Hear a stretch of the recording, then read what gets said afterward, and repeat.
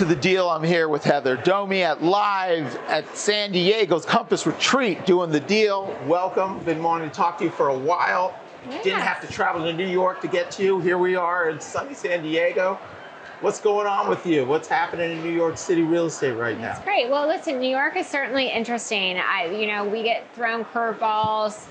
I don't know, it feels like every 6 months at this point. Something changes.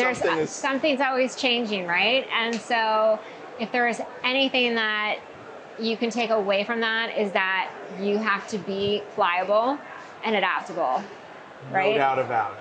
Every day a little different? Every day is a little different. Nothing's the same. Every deal, it doesn't matter how many years you're in the business, there's always something that comes up that's challenging just because of the nature of our market. Yeah, so you work all over New York City, the high end, but everything in New York's the high end, but you work all over New York City. How long have you been in the business? How did you get into the business? And let's talk what your team looks like now and how it's structured. Okay, great. So I actually started in the business in Miami. Miami. So in Miami, it was 2000. Okay. And I was breaking up from a long-term relationship. I was working in nonprofit. Totally different industry. Totally different industry, yeah. Fundraising for a very worthwhile cause, and I enjoyed it very much, but I had a good friend suggest, maybe it might be a little challenging for you to live on your nonprofit income. Got it. And said, lucrative industry. Yeah, a little more lucrative. So he said, would you ever go into real estate?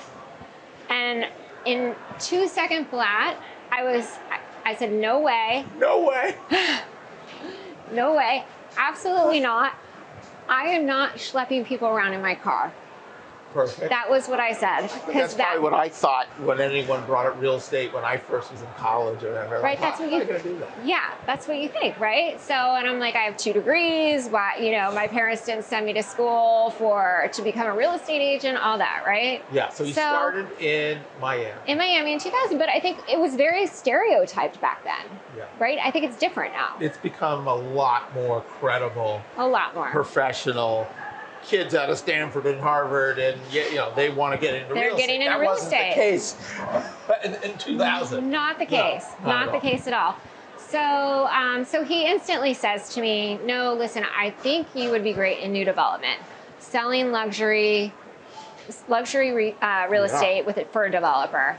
And I was like, "Oh, I didn't know that was a thing. Yeah, and that kind of sounds interesting to me." So that was how. We talking high rise? We talking homes? Both? So mostly high rise. So I, for 8 years exclusively, I just worked in new development sales, working for one developer at a time. What was the developer?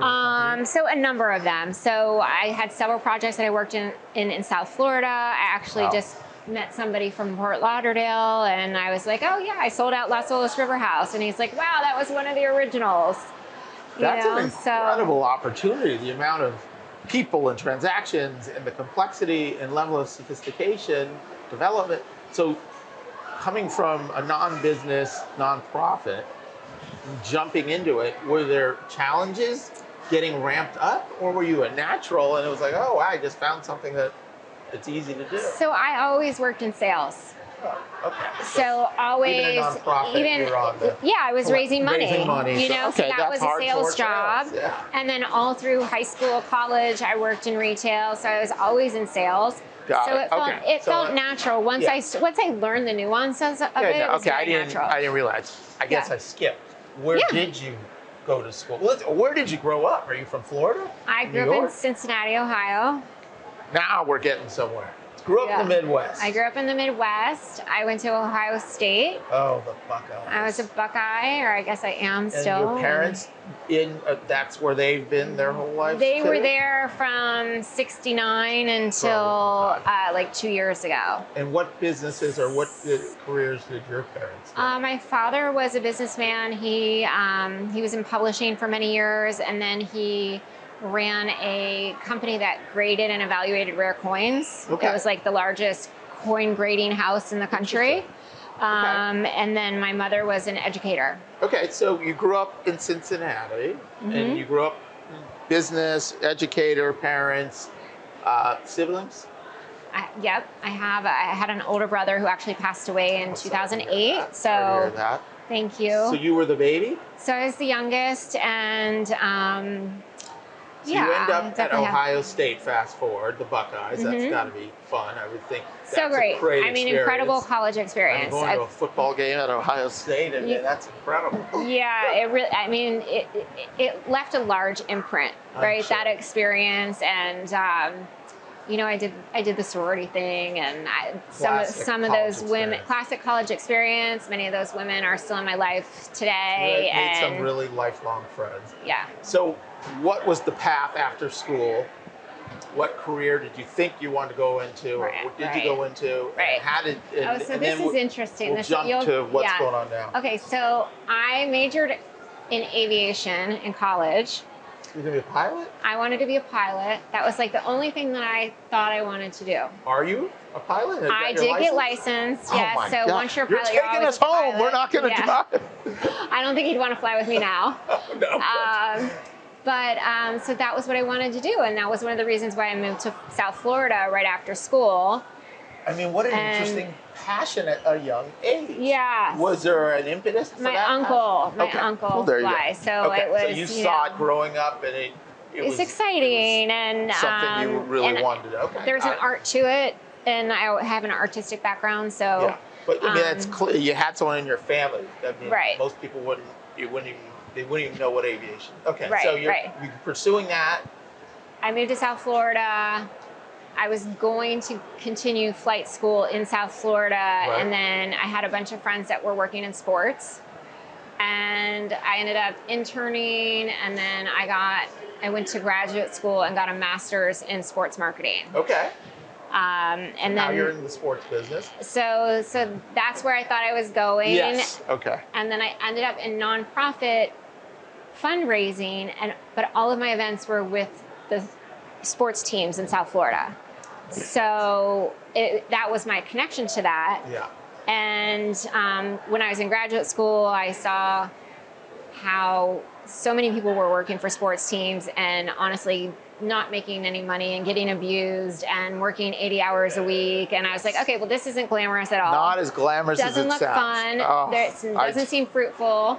So, you know, and then that's real estate just became that opportunity. That got you to the real estate. That got you to development. So now that's 2000. So what got you from Florida to New York, where now you're one of the top agents in New York City? So what was that transition, and talk us through that? So that was super unexpected for me. Really? It wasn't planned? No. Was it? I never had a dream to be in New York City. Like most people that are in New York City want to be there. Wanted to be in New York, had a dream from a young age. Like I want to be in New York. That was never you. No, that was never me.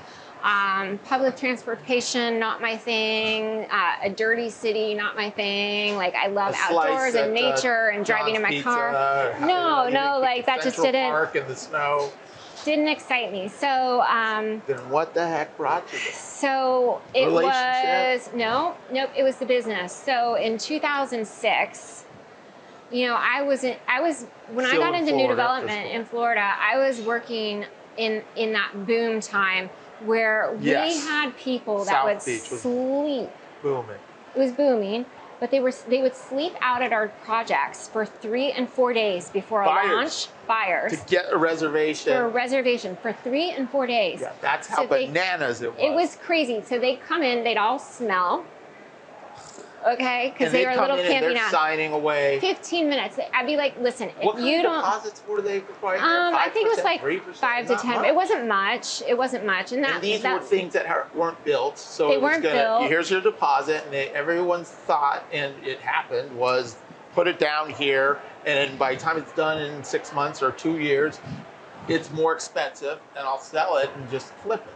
Right, and that whole surge of activity was part of the mortgage, the subprime mortgage collapse, right? Because people were, the 100% loans or buying something and taking out equity to buy the next property, equity to buy the next, and layering on all those properties. I work at Starbucks, and I bought 10 condos in South Beach, no money down, and I have $10,000 to my name. That was happening. Right. And some of those people made out like bandits, and a lot of those people got burned and lost everything. Right. So this is now towards the end of that run. So it's the end of the run. All the high rises are being built or under construction. The bonker craziness is changing. It's changed. You know, meanwhile, like, it got really ugly in South Beach. Those buildings sitting empty, bankruptcies. Very fast. Yeah. Very fast. Painfully ugly, scary stuff. A lot of people got hurt, and then a lot of people that were buying and actually wanting to live in these places got hurt because they are an HOA with 100 units and only 30 of them were sold. And now their equity was wiped out. Right. A very scary time. It was a really scary time. You were right in the epicenter of that I was in the middle of that. Wow. And, you know, I had projects that were sold that weren't finished and built. So I had a lot of commissions and outstanding situations with that. And then I was on to a next project and things started getting a little fuzzy. Shakier and shakier. Developers weren't able to get financing. And I went and I was working on a project on Miami Beach. And it was going to be a conversion. I was going to have Randy Gerber and, you know, all these exciting people tied to it. Was it? It was the conversion of the Royal Palm. It was going to be a condo hotel. Was that with Sam Nazarian too? Because he an LA guy that came. That might have There been was later. an LA guy on it. I don't remember, but there was an LA because there was like an LA team that kept coming in and everything, and the guys who had the project at the time were Chicago guys. And they couldn't get their financing in. And I sat on this project for 6 months with a sales team under me. We had to go to the office. Nothing was happening. We had nothing to sell. We just ate cake and got lunch every day for like 6 months. Yeah, so there's nothing, but no one's making money. Nobody's making money. And, you know, I was having some hard conversations with a lot of my peers around me. They were having the same things happening. And then, you know, my brokers were like, we're not taking any projects because we don't want to take anything we can't sell. You can't sell it, just spend money and never recoup. Yeah, so we know that this isn't going to probably work out for you, but we don't have anything else for you because we don't want to take it. Okay. So here's the environment you're now seeing. So that's what I'm looking at, and I'm thinking to myself, I'm like, this just seems really scary. And it really feels like nothing is, it's going to be bad for a while. Like, because we had 55,000 or 60,000 condo units that were being that were under construction, to be built, to close, and the writing was just on the wall, right? So at that point in time, I had a couple friends who had jumped markets. I had somebody who had gone to Las Vegas and was selling. People were jumping ship. They were jumping, and it was smart. And they, you know, it was like other friends that were new development specialists. So they were going and selling these buildings. Some went to LA, some went to Vegas. And for me, I had a connection, and I made one phone call, and next thing I knew, I had an interview in New York, and there I went. So that's how I ended up in New York. It wasn't. Let me stop you before we get ahead. As you're going through this traumatic economic crisis that started probably where you were was the beginning, because it was the beginning. It spread over a 2-3 year period, but Miami and South Beach and Miami Beach was the epicenter of development, high-end, speculative. What was your personal life setup? Were you married? Did you have kids, or was it just you at that point? It was just me. It was just so me. You were a single woman I was at that single. Time. Interesting. So it was easy enough to pivot. Not that it's ever easy, but you didn't have family, kids, this and that. So you got a job. Right. You're heading to New York City. The girl that never wanted to be in New York City. Never wanted to be in New York. So this is 2006, This 7, is the 8. fall of 2006. Okay, so New York, probably slowing down a little, but nothing like. It was still. Nothing like Miami. It was starting. It was a little. Some things. It depended on what the product was. Like because the first project I took things didn't go well. Didn't sell. And I was off of that one after 5 months. I was like, this isn't what I signed up for. Yeah. What else do you have? Are they paying in-house development sales teams a draw? So in New York, they were. Yeah, I don't remember what. I don't remember. I think in Florida there was some, it was maybe small. It was very small. But in New York, it was a significant draw. Okay. Right. So you can pay your rent. And selling. Yeah. So and it was actually good because I was a sales director, right? So I actually had an overarching sense of responsibility, and it was a decent living. Yeah. So you're there. You have a job. You have a living. How did you get from there to the team you've built now? Talk about the challenges and the big steps, the bullet points. So I mean, these are all interesting, and I haven't told this story many times at all. But we're telling it here first on the deal. Yeah. So 2009 comes, and I was on to I was on my second project in New York. Okay, now this is post Lehman Brothers, post Wall Street crash. Yeah, so I'm there for all of it, right? Now the whole world knows we're in a major recession, the worst recession since the Great Depression. Right. And there you are on Wall Street, where all those companies got wiped out. Okay. Wiped. And so fun times for you. It was fun. It kind of just followed me, right? Yeah. So it's a lot of adversity that you've pushed through, which is impressive. A lot. So, so the project wasn't selling. Of course, nothing was selling. We actually, when I was at Corcoran Sunshine at the time, I'd say probably the majority of their sales force ended up in negative draw 6 figures. So It was a very scary time for everybody working in new development and the new development companies.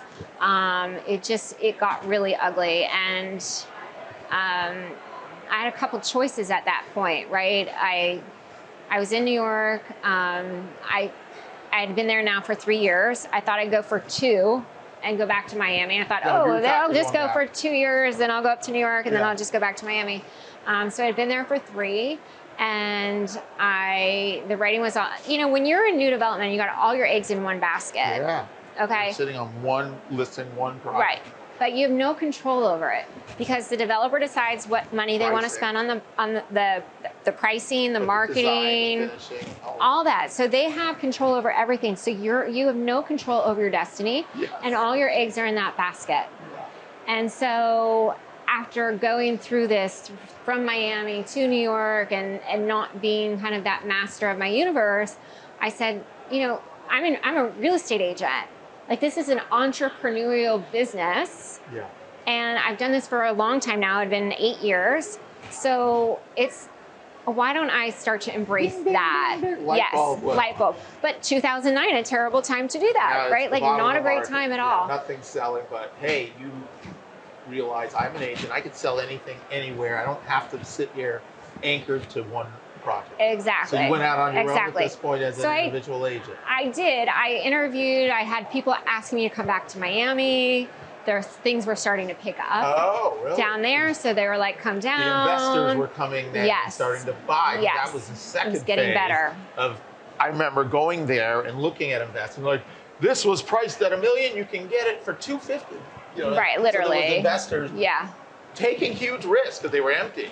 Right. Buying, so that was going on. So I could have gone back. So that was one of my options. Yeah. And there was other options, other projects and things like that. But I don't know. My father said to me at one point, he's like, listen, you know what they say about New York. If you can make it there, you can make it anywhere. I've heard that somewhere before. So yeah. So you went for it. So I went for it, and I decided to go out on my own into general real estate, as we would call it in New York. And I went and I worked. I went to Douglas Elliman. Yep. And started on my own. I didn't try to build a team. Yeah, just deal by deal, and then, started learning the ins and outs of, reaching your max capacity and not being able to do marketing while you're doing deals, and then you're starting all over after 6 to 9 months. I'm like, okay, so I need an assistant, and I need to build. And so that was my next step, was an assistant, and then I ended up taking on a partner. Okay. At one point. And over the course of 11 years, we built a great business together. We did. What was your partner? Henry Hershkowitz. Okay. And it was 50-50 partnership? Approximately, yeah. Did you guys bring different skill sets? Different skill sets. So you felt like, okay, I'm good at this, you're good at that. Exactly. Okay, exactly. So you did that for 10 years, and then you went back into starting your own team. I did. So this year, we just, we kind of looked at our business, and we were really just sharing resources. Yeah. So I think we just decided it was time for him to do his thing, me to do my thing. And so this year, I just kind of recreated and reinvented myself as the Heather Domi team. Yeah. And what is your structure of your team now? Yeah, so that's a great question. So, my immediate first hire was an operations manager. Yeah, the most important piece. Immediate. And I had one agent that came with me who was a newer agent to the business, and I'm helping build her business. And then there was a woman at Compass that my manager matched me up with, who's got 14 years in the business, and she's really got a great work ethic and very detailed and thorough. And so she's been a great fit. And so now it's the four of us. Yeah. So it's a tight, similar to my mom, very tight. You're the rainmaker. Couple other people. You're not looking to have 1,000 people and run around and do that crazy. So it's a very specific. So you're, I assume, the rainmaker and mentoring these few people. Talk to me over the last year. What's the New York market like? I hear it's similar to LA. There was a time over, maybe it's a year ago now, because I spent a lot of time in it, that there were some record high sales in New York, $200 million condos. Yeah. And this and that. So can you talk about that burst of high-end sales, and then what is it like now in November? So, listen, you kind of hear something different every month. I bet. It's like right? LA. Like it's, okay, now the high-end's booming. Okay, now it's the entry level. It's the entry level. And then you're back to the high-end. So it just kind of keeps flip-flopping as to where the market's really moving and the segments. But I think right now, I'd say kind of your middle market is what's struggling. The kind of like the 4 to 8 million, which generally is that buyer that's usually the bread and butter. The bread and butter. They're two income families. Yeah.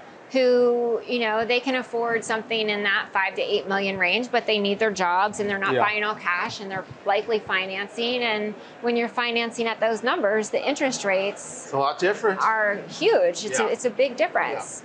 Yeah. So that market's moving a little bit slower. And then just what is moving is unique properties. Special properties, unique. So what's struggling is that middle market, that 5 to 8, 2 income. Yeah. So, a lot of maybe the 1 to 3 million buyer, a lot of them have to move for life circumstances. We all know the 5 Ds at this point, although we were talking about we've got a few others. Yeah, but I forgot. I said the drugs for the rock stars. The drugs for the rock stars, yes. The rock bands and the rappers. I forget what the other ones were. What did we say it was? It was death, divorce, diapers, something and something. Drugs was one of them. Drugs, I know. Anyway, so that's what's going on. So similar to LA, market's a little challenging. Let's get into your personal kind of schedule. Do you have a routine that you stick to? Are you more loosey-goosey? Every day is different. Kind of talk to that. What is a typical day like in terms of when you get up? Do you have a morning routine or a night routine or anything in between? What's the day like for Heather? I'd love to say I'm not one of those reactionary type of people that can just compartmentalize and time block. Might be watching this. Right. He's a time blocking guru. Yes. It's like the military. I know. 4 seconds, then you change. Every 10 seconds is mapped out. I haven't mastered that yet. Yeah, you're fine. That's so for me, the way that I do it is that I'm pretty flexible in my schedule. There's my heavy days of the week are usually Monday, Tuesday, right? So there's just because you're wrapping up from the weekend, you're trying to plan your week ahead. There's a lot going on. Those are like my heavy 2 days, and team meetings.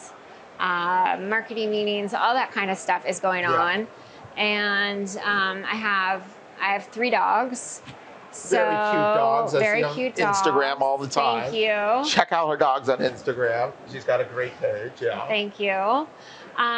So listen, the morning routine is the dogs and that, and then I'm trying not to pick up the phone in the morning and That's so hard to do, but it is true. Like if you just don't look at it right away, you can get your day started a little bit faster. Definitely. And get going. Definitely. So I challenge myself and struggle with it. I know it's the best thing for me, but it's a bad habit.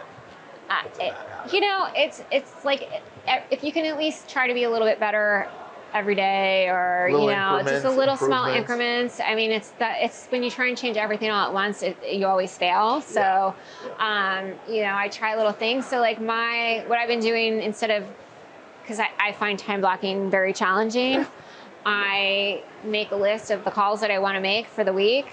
And I just make sure I get my calls in. Get them wherever they are, whatever it is. If I'm like in transit, or I have a couple minutes in between calls or something, I'll just pick up the phone and then make those calls. So that's how I've been dealing with that. And I think that's important that there isn't just one size fits all in our business. It's so much about connecting and contacting people any way you can that works for you. I'm not a time block. I'm going to sit at my desk and call everyone too. I could be after drop off or waiting in line for pickup at school for 20 minutes and I send out 10 texts and have a call with someone. It happens all the time. So I don't subscribe to so much regimented. Not that that isn't a good thing to do if you can do it, but I get it. I totally get that. So talk to me about what's going on in New York. If I'm in New York, what are some good new hot restaurants we should be going to? Or some classics? Oh, well, I'm more with the classics. So give me the classics. Right? So give me the classics. We go to the same places all the time. Or telling someone to go to dinner. Where is it? I mean, listen, there's always the hot spots, right? Like that's a lot of people, they come to New York, they want to go, what's the latest, greatest, newest thing? And then there's the classics. And then there's the classics. We love Il Mulino, the original Il Mulino on West 3rd. That's always when people are in town or special occasions, or can't go wrong with Il Mulino. A few just because. So Il Mulino is always up there. And then we tend to go to Cipriani and Soho a lot, just because it's more casual in a lot of ways, because now there's the Casa Cipriani downtown where a lot of people go, but we kind of like we have a more casual lifestyle. Yeah. Right? I like to go to dinner in jeans and, no fuss. Formal. So that's kind of the nice thing about New York is you can do that. You can do anything. You can do anything in New York. Nobody cares. That's right. So that's where you like the classics, the casuals. Mm-hmm. Any books, podcasts that you like that you would recommend to people that you say, hey, you should read that. Was it an impactful book? Whether it's a fun book, a life self-help, a business, it could be any type. It could be anything. I mean, I more listen to podcasts and so what are some podcasts motivational. That you would recommend? So I listen a lot for my news, I listen to the 5-minute, like New York Times, Wall Street Journal.